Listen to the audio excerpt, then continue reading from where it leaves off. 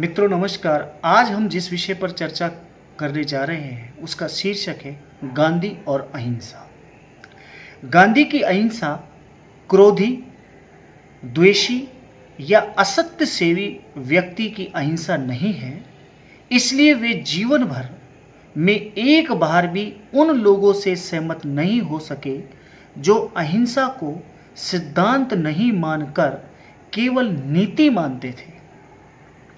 अहिंसा को गांधी जी ने उपयोगिता के लोभ में आकर ग्रहण नहीं किया था, बल्कि इस भाव से कि मनुष्य का एकमात्र धर्म है। जैसे हिंसा पशुओं का स्वाभाविक धर्म समझी जाती है, पशुओं की तरह बात बात पर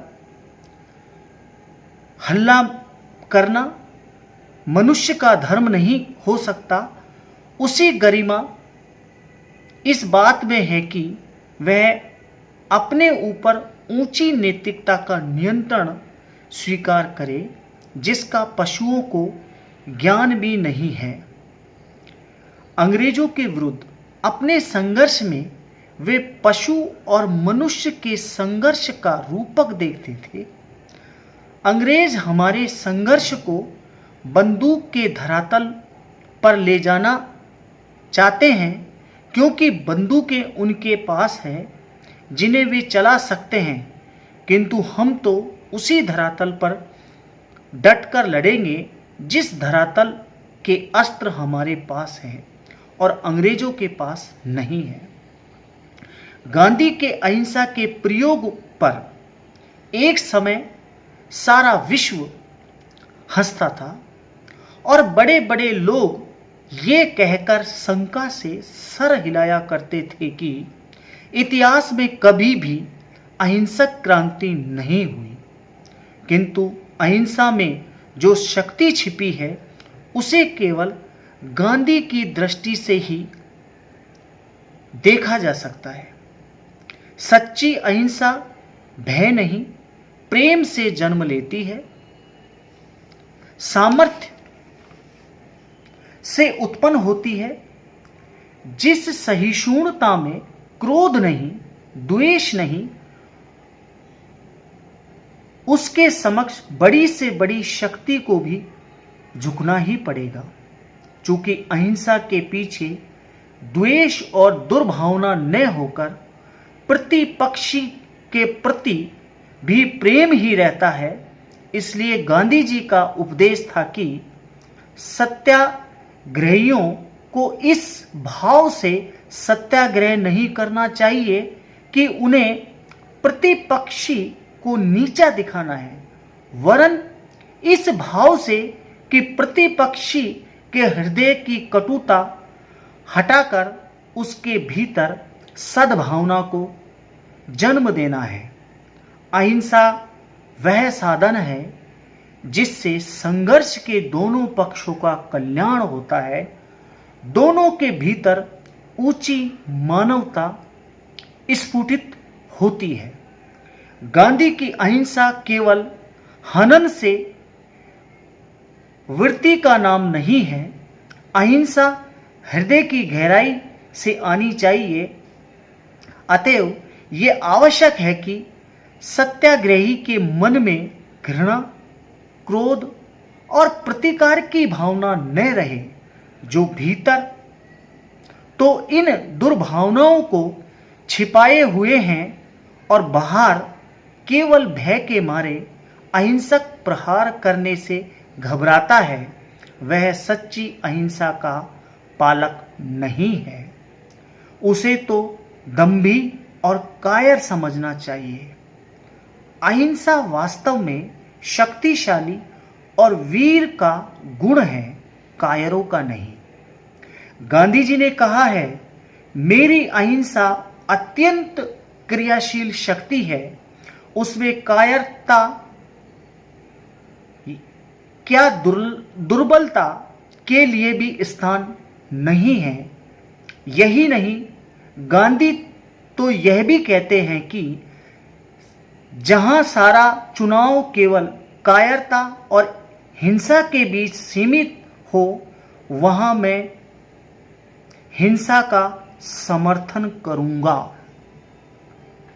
मोटे तौर पर गांधी अहिंसा के दो पक्ष हैं, एक सकारात्मक तथा निषेधात्मक। अहिंसा के निषेधात्मक पक्ष का उपयोग विदेशी शासन का विरोध, सुधार तथा उसकी नीतियों एवं व्यवहार को बदलने के लिए किया गया था। यह असहयोग तथा सविनय अवज्ञा आंदोलन के रूप में प्रकट हुआ। उसके विधेयात्मक पक्ष भारतीय जनता की सामाजिक, नैतिक और दूसरी बुराइयों को दूर करने तथा ग्रामजनों की गरीबी में कमी लाने के लिए था। गांधी ने रचनात्मक कार्यक्रम को प्रतिरोधी या शासक सरकार के विरोध के बजाय उसे विधेयात्मक अहिंसा के रूप में नियोजित किया। उसके कार्य कारण की अनेक दिशाएं थी, जैसे शोषणकारी आर्थिक व्यवस्था के प्रतिरोध में स्वदेशी और चरखे को व्यापक उपयोग में लिया गया। विद्वान शार्प के अनुसार गांधी का सबसे बड़ा योगदान हिंसा के उपयोग के बिना सामाजिक बुराई से सक्रिय तथा गत्यात्मक ढंग से लड़ने का विकास था। स्वाधीनता संघर्ष के दौरान सत्याग्रह आंदोलन में केवल प्रशिक्षित निष्ठावान सत्याग्रहियों को शामिल करना था, लेकिन ग्रामीण क्षेत्र में पुनर्निर्माण की गतिविधियों, जिनमें प्रत्येक व्यक्ति, स्त्रियों और पुरुषों, युवाओं और प्रौढ़ों, ग्रामीण या शहरी को शामिल करना था, जो समाज सुधार तथा ग्राम पुनर्निर्माण की सर्वव्यापी तथा निरंतर सामाजिक गतिविधियां थी।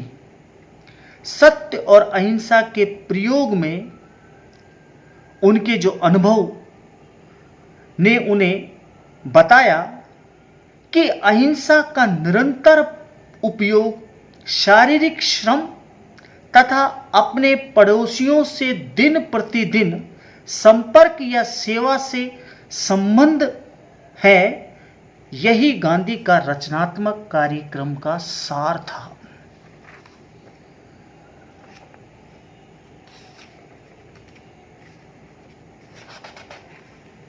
स्वतंत्रता आंदोलन के दौरान रचनात्मक कार्यक्रम की अधिकांश मदों को विभिन्न धार्मिक समुदायों, संगठनों, असरकारी संगठनों आदि के द्वारा भारत के गांवों के तीव्रतर पुनर्निर्माण की दृष्टि से अपनाया गया था। गांधी रचनात्मक कार्यक्रम को सुनियोजित सत्याग्रह के सकारात्मक अंग के रूप में देखते थे। रचनात्मक कार्यक्रम अहिंसात्मक स्वशासन की दीर्घकालीन पूर्व आवश्यकता है, जिसके बिना राजनीतिक शक्ति या औपचारिक आज़ादी एक खोखली वस्तु बनकर रह जाएगी। रचनात्मक कार्यक्रम में विभिन्न धार्मिक समाज के मध्य एकता, सामाजिक बुराइयों जैसे अस्पृश्यता, ग्रामीण शिक्षा तथा पुनर्निर्माण के कार्यक्रम, उत्पादन और वितरण के विकेंद्रीकरण, स्वास्थ्य, सफाई और भोजन के सुधार हेतु योजनाएं, स्थानीय हस्त उद्योग की उन्नति तथा सामान्य तौर पर सबके लिए समान हित हेतु संगठित प्रयास के व्यक्तित्व एवं सामाजिक प्रयासों को शामिल किया गया है। अपनी एक लघु पुस्तिका रचनात्मक कार्यक्रम की प्रस्तावना में गांधी ने जोर देकर कहा कि रचनात्मक कार्यक्रम को दूसरे तथा अधिक उपयुक्त ढंग से पूर्ण स्वराज या सत्यतापूर्ण एवं अहिंसक साधनों से संपूर्ण आजादी कहा जा सकता है। सत्य और अहिंसा के द्वारा पूर्ण स्वतंत्रता का अर्थ प्रत्येक इकाई राष्ट्र की निम्नतम भले ही हो कि प्रजातीय रंग और मतभेदों से दूर की आजादी है। यह स्वतंत्रता विलगाववादी कभी नहीं होती। उन्होंने स्वतंत्र संगठनों का जाल, जिसे गांधी जब चाहे कार्य हेतु आह्वान करें, जो राजनीतिक संघर्ष के केंद्र के रूप में तैयार रहे, बनाया था। रचनात्मक कार्यक्रम ने साम्राज्यवाद के विरुद्ध आम जनता को संगठित करने के लिए भी अपने ढंग से सहायता दी। उसे संगठित करने का ढंग तथा उसमें निहित भावनाओं भी ऐसी थी कि वह जनता को सुरक्षित सीमाओं से दूर ले जाने तथा समाज व्यवस्था को खतरा बन जाने से रोकती थी। रचनात्मक कार्यक्रम स्वाधीनता आंदोलन के सैनिकों की भर्ती और साथ ही प्रशिक्षण का क्षेत्र था।